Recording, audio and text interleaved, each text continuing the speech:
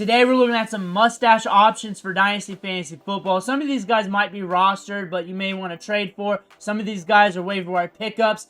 You might need some confirmation bias for some of the guys on your roster, but today we're looking at those cheap plays. Before we do, though, you need to click that subscribe button right now because we're talking Dynasty every day. We're going to get you ready for your rookie draft. We're looking at those rookie values.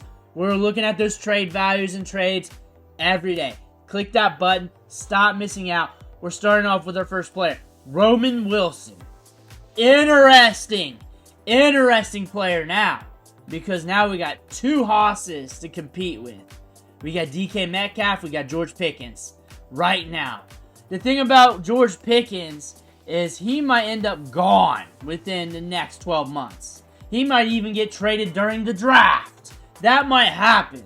And Roman Wilson was hurt last year. They have okay draft capital, not significant, but we got speed, we're electric, we can create separation. I believe we're going to flash a little bit in training camp.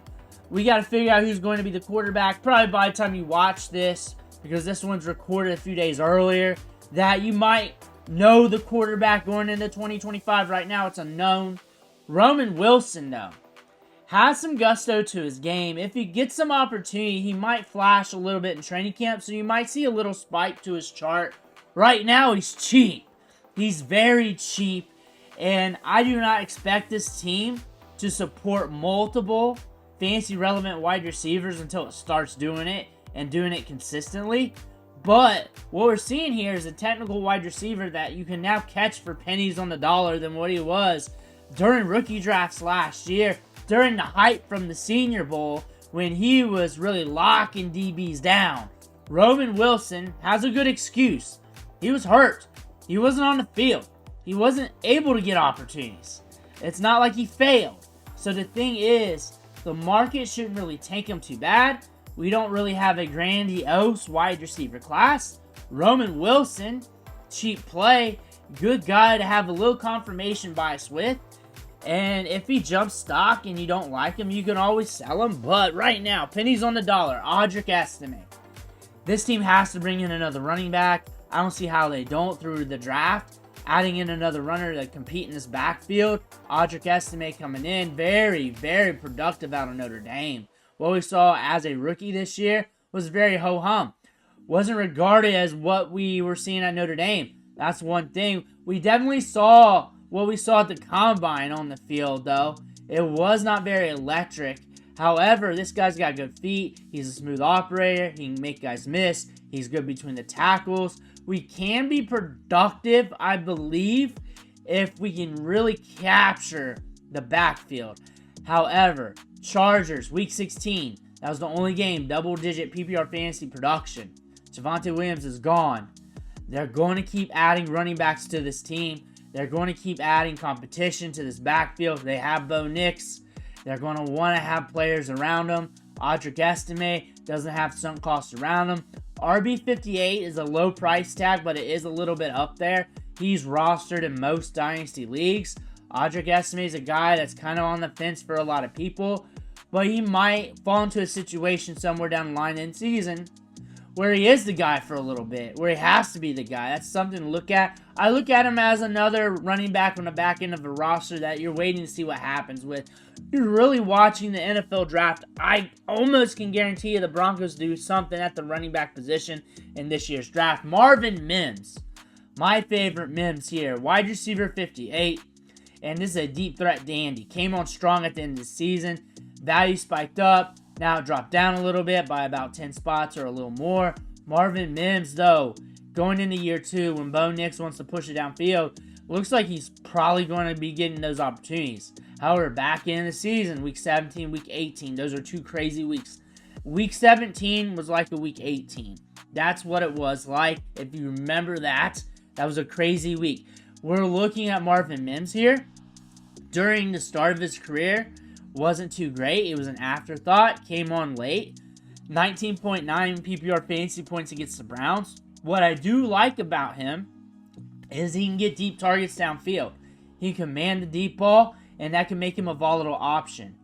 You have to have him as like your wide receiver 5, 6 plus on your roster.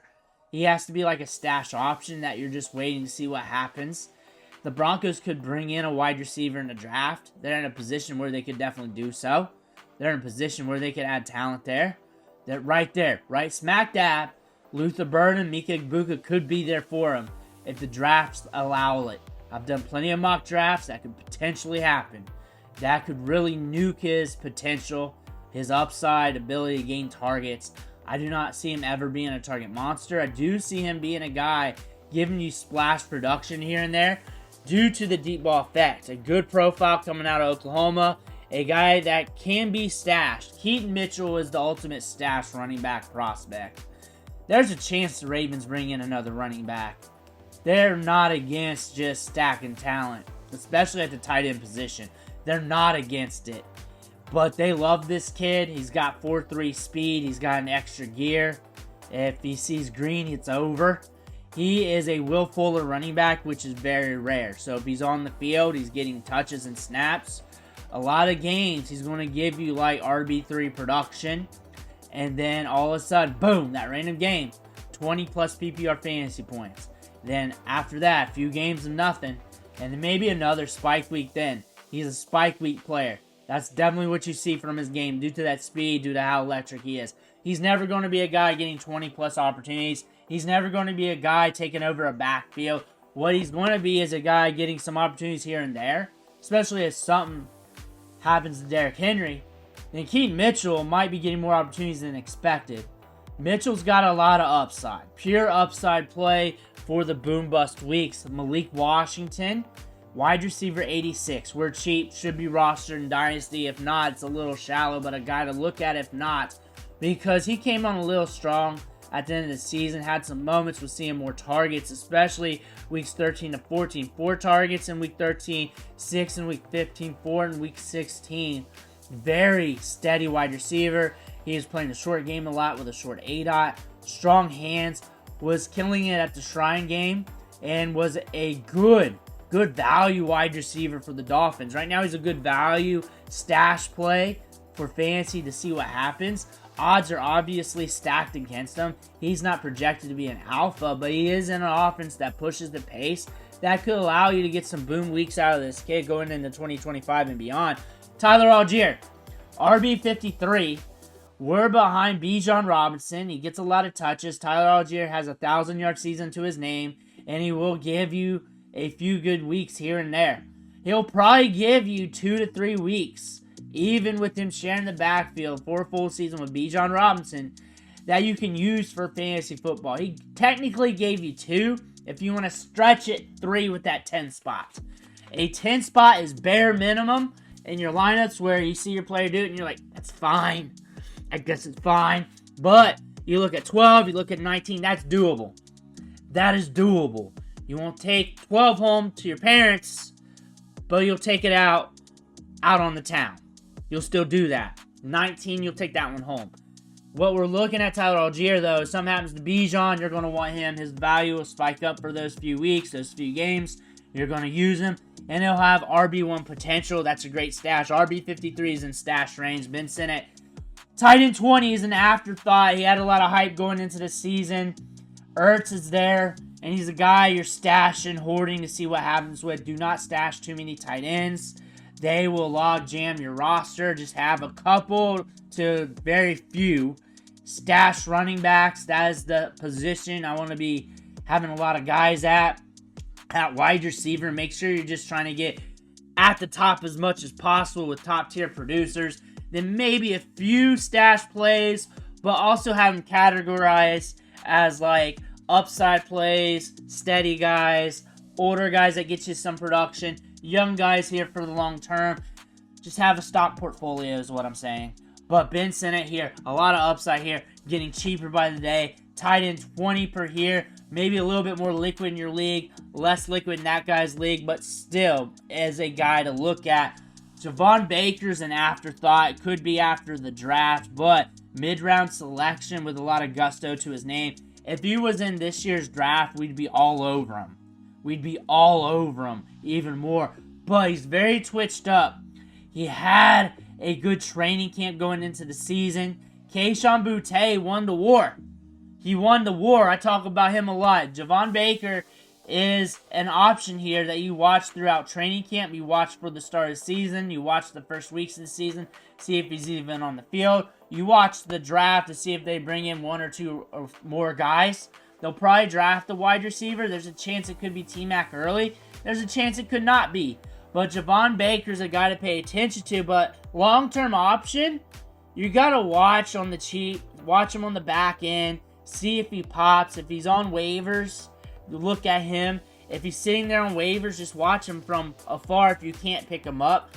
No big deal. Maybe he gets unscathed through the draft. Maybe they give him another chance in training camp. Maybe he does something there. He'll pop probably in training camp. He'll probably pop in training camp because he can make some big plays. JT Sanders, big time tight end here. Tight end 20 as well. We got to tie at tight end 20 per keep trade cut. Per these charts. But he had a run last year. 2 tight end 1 weeks. 3 tight end 2 weeks. 2 double-digit games. 6 games with 5+ targets. He was getting used in the offense. Now we're going into year 2. I would not be surprised if we jump up a little bit when it comes to volume and opportunity. This is a tight end with some upside that's getting overlooked due to how good this draft is at the tight end spot. JT Sanders. He's growing on us. He's still kind of cheap. I don't think he's very liquid, though. And he shouldn't be liquid due to what he did last year. Same with Jalen Coker. They brought back Adam Thielen. But Jalen Coker's a player for the long term. Has a lot of upside. Very cheap. Could explode on you. And the Panthers here are very ambiguous. Up and down, week to week. But Coker really looked good in training camp. He had some moments last year where he looked like one of the top rookie wide receivers in all of football. Jalen Coker is a guy to pay attention to. Good to have on the back of your roster. Probably not going to be as cheap as what ADP says on trades. Jalen Polk, wide receiver 73, second round selection. And he's twitched up. Runs okay routes. Good in training camp. Give him another camp before you really go out on him. The stock's tanked right now. Super cheap. Wasn't on the field. Kayshon Boutte really did win the war on these 2 wide receivers. But they gave Boutte a chance. They gave Boutte a chance. Why not these 2? Maybe one of these 2 can emerge. Maybe one of these 2 can jump back up. Polk's a guy that got a little bit of opportunity to start season. Back 9 did not look so great. Barely out there. But again, training camp, NFL draft. All things to pay attention to when you're looking at his value. Right now, super cheap. Jonathan Brooks. Jonathan Brooks. Now I got all these charts here because I've been collecting them. As you see, 148 overall, 142 overall, and he's getting cheaper, and he will get cheaper. We got Rico Dowdle there now with Chuba Hubbard. Miles Sanders is gone. We got some competition. Jonathan Brooks is going to be an afterthought soon. He's in stash territory. He's falling. I think in leagues he's going to be valued a little bit cheaper than what he's at here in these charts. He's getting cheaper by the day. Jonathan Brooks is tanking in stock. You may want to swoop in, but it may not ever happen either due to the injuries. That's something to pay attention to. But he does have some electricity to his game. Has some pop in the step. Could be a home run hitter. This is a guy to pay attention to going forward. Plenty of upside with Jonathan Brooks if it does materialize. But those are the guys we're looking at this week. Let me know what you think in the comments below. Make sure to hit that subscribe button on the way out. Thank you for watching. Catch you on the next video.